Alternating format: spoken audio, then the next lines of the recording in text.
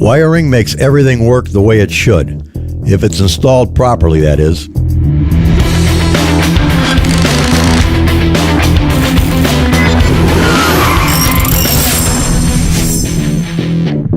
Just about everything in the truck needs to have wires run to it. It also needs to be circuited properly. So we got Casey to take care of all of that. Every end of that truck gets wiring on it because you have headlights in the front, taillights in the back. All your accessories are in the middle as far as the radio, heat or air conditioning, your gauge cluster. You have a computer for the engine that needs to be wired. The engine itself needs to be wired to run sensors and various systems on it. Inside the cab, you have power windows, you have all your interior lighting. The difficulty varies depending on the kit you use. We're using an American Auto Wire kit. They've got several different styles of kits. This is a Highway 22 series. It's for more of a custom vehicle, so you can put circuits in that you need, like adding air conditioning or adding a fuel-injected engine or something like that, and delete circuits you're not going to use that would have been in the stock vehicle. This kit's fairly straightforward. It gives you a fuse block that's pre-wired as far as everything inside the block. It's labeled on the block. All the wires are color-coded to the block, and then on the wire itself, it has printed what the wire's for and where it goes. Because we had to run some of the wires underneath the block that was close to the exhaust, we want to put some kind of protective shielding over them. This particular stereo, as far as installation on it goes, is fairly easy. We mounted the head unit in the dash. All the other components we hid inside the center console. It has the speaker box that goes behind the seat, and then there's going to be 2 more speakers that are going to mount. The custom pieces that are in the truck for the radio surround and the heat controls, those were designed in-house by one of our engineers, Chris, and then Craftsman machined them for us and sent them back to us so that we could mount them in the truck. We wanted something that fit the truck more, had the same style as the period of the truck, so it kind of looked custom, but then had that billet look to it that is, one-off custom. Nobody else has this. This is the only truck that has it. The gauges are from Dakota Digital, and they're a really simple unit. And as far as the dash cluster goes, they make a bunch of different styles. We chose one that fits the truck. Mount it up, and it's literally, when you drop it in, there's 2 Cat 5 cables and 1 little computer cable that plug in the back, and you put it into place because all the other wiring's been done. So if you ever have to get back in the dash to make a repair or anything like that, it's not like old cars where you pull them out and there's 20 wires hooked to the back that you got to take off and then remember where they all go. The truck is all wired. Time to bring in the flooring, seats, and other details of the interior. We'll show you all of that next episode.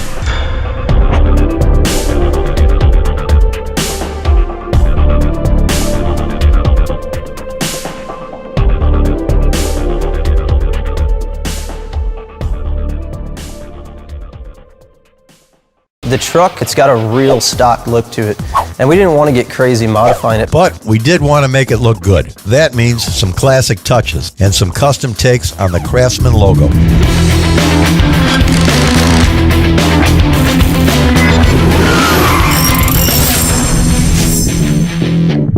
Now that all the wiring has been finished, Jeremy and the crew can start working on all of the details and creature comforts of the truck. These C-10s are kind of unique.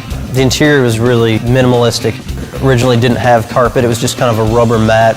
The doors are, for the most part, just raw steel that was painted from the factory, and they've just got some kind of generic plastic trim panels that go in them. We didn't want to get crazy with the interior and cover everything up. We wanted to still have that vintage feel. So we left kind of the general look the same, but we're adding our own trim panels. We got rid of the original bench seat and replaced it with a more favorable bucket seat. And we chose something that was just kind of 60s era. It's a 67 Camaro bucket seat, and we'll make kick panels. We'll make a panel that'll kind of close out behind the seat and just clean things up. And at that point, we hand it off to the professionals who can stitch the carpet and fit it. It's kind of a 50s and 60s era. They call it a Daytona weave, so it's not your traditional carpet. It's got a real neat look to it, and it's a little brighter red. I think we nailed that Craftsman red right on the money. In the interior, the truck originally never had great provisions for stereo equipment. Had an AM/FM radio and a little single speaker in the center of the dash, so we wanted it to have some decent sound to it and kicker audio. They hooked us up with some speakers and a subwoofer and a head unit. So in the kick panels, we fabbed them up out of aluminum, integrated some 5-inch round kicker speakers and a little subwoofer behind the passenger seat just to give it a little bit of bass to it. This truck is custom, which means we can create our own logos too. So we decided to integrate one of the most iconic logos and tools, Craftsman. When we took the original Chevrolet Custom emblem that was on the glove box and just tweaked it a little bit and used the Craftsman logo that you'd see on every toolbox and changed it to Craftsman Custom. And that's just a neat little touch that everybody might not notice it, but the guy who's looking and it kind of stands out, it'll give it a little custom look to it. The same with the exterior of it. On the fenders, we took a Craftsman badge, used the big C that they use on some of their products, and integrated that into the factory C-10 emblem. And it's got a little bit of red in it, so it just gives the truck something exciting from the side profile. While they were at it, putting Craftsman across the tailgate seemed to be an obvious choice. Everybody looked at it and we were instantly all on the same page that it's got Chevrolet embossed in the tailgate. It's the exact same amount of letters as Craftsman. It just seemed like a natural fit. Dean plasma cut on our high-def plasma, kind of a male and female buck. And in our press, we were able to take a sheet of aluminum and stamp Craftsman in it and then kind of integrate it into the tailgate. And it's subtle, but when you look at it, you're going to know that it goes with the Craftsman theme. Bam, Craftsman across the whole back of the truck. What's cooler than that? The interior is done, and the custom emblems are all in place. So what's the one last thing this truck needs before we fire it up? Wheels. We'll learn all about it next episode.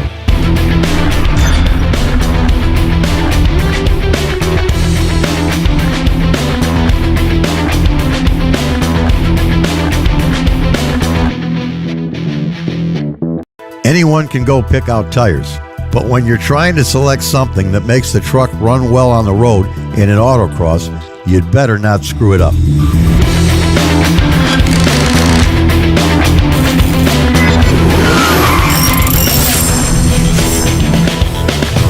We're just about ready to see this restored and modified Chevrolet C-10 go to tear up the road. Now it's just a matter of finding the right treads that will keep the truck on the road. The tires and wheels, it's really everything.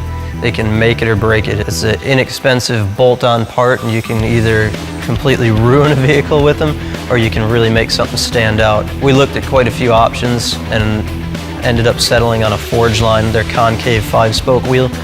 It's something that's kind of right on the verge of being really pro touring and kind of a little bit of a Euro look to it, but at the same time it's a 5-spoke wheel, so it's got that traditional hot rod muscle car look to it. When it comes to mounting the wheels and tires, it's a pretty easy process when you're doing a 15-inch tire, something with a big sidewall. But when you get into these larger diameter wheel and tire combinations, you got to really know your stuff. We went with a Pirelli tire on the back, 315, and it goes on an 11-inch wheel. So it's pretty good rubber on the back. You'll get some good traction. The front tires, to capitalize on the benefits that the suspension will give you, you really need a good size tread width on the tire so it'll bite the road.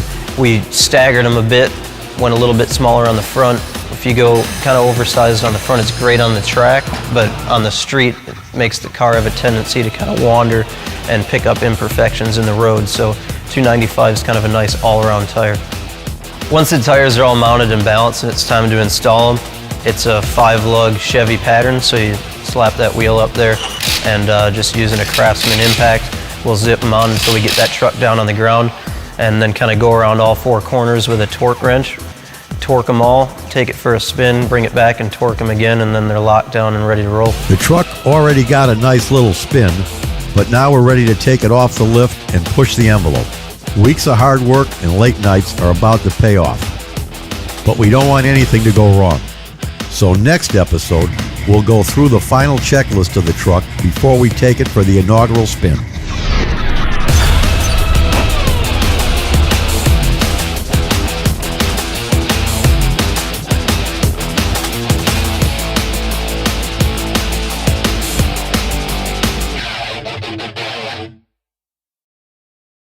When you're putting a truck like this together, you've got 2 or 3 guys on it, you're working some late nights, you're putting in some long hours. Those long hours are about to pay off as all the boys in the shop prepare to let the engine of this truck roar for the first time.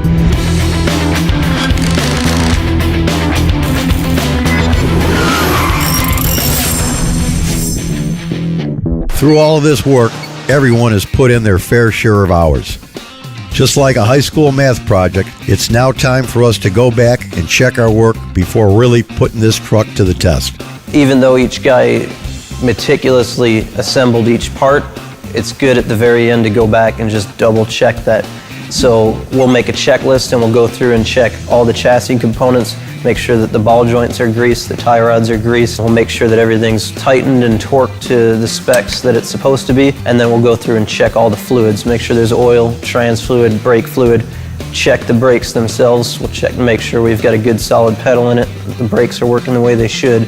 We'll engage the clutch, put it in gear, make sure the clutch is working as it's supposed to, and then go around and just kind of check headlights, taillights, and all the standard operations of the car. With the checklist done, the guys are all ready for that first big turn of the key. That sweet sound of the payoff of hard work. It never gets old. I don't care if I build 10,000 cars on the 10,000th one, I'll probably still be jumping up and down like a little schoolgirl when we start it. So now that we know the engine sounds great and that this truck is ready, there's one thing left to do. Get her out on the road and open up the engine. Next episode, you'll be in the passenger seat.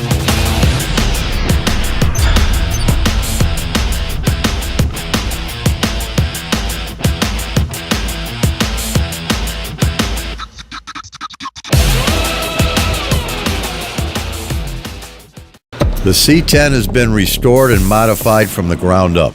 Every little detail has been meticulously dealt with. Now we turn to the engine, where even more minute details need to be tweaked to get it running perfect.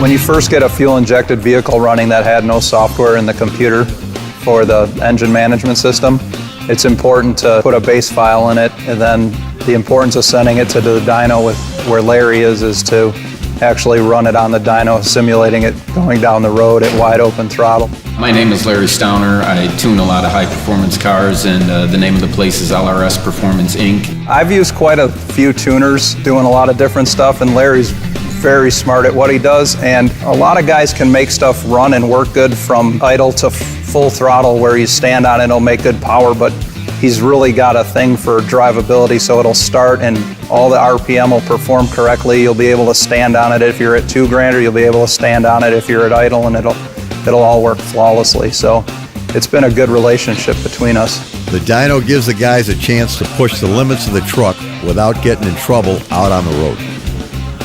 Here they have a safe environment to get a reliable readout on all aspects of the engine. Well, with an electronic fuel-injected truck such as this one with a aftermarket computer system in it, you can control every aspect of it. The injector pulse width, the air-fuel ratio, the timing.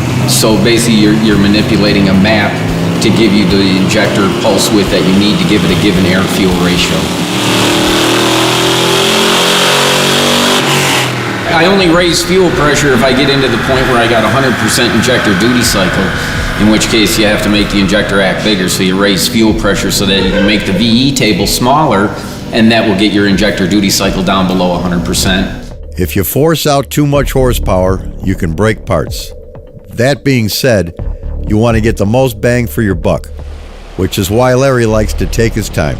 It can take anywhere from a matter of a couple hours, but I keep cars for days because I like to do cold starts, drivability, do the whole complete package, so when they give somebody a car back, it's not just making the power, but it starts good, it runs good, it drives good, it's the way a car should be. It's a badass truck. By the time the truck leaves Larry's shop, the only thing it will need is a capable driver. We have one of our own at the Roadster shop, but the true owner of this muscle truck won't be known until the last bid of the auction at Barrett Jackson.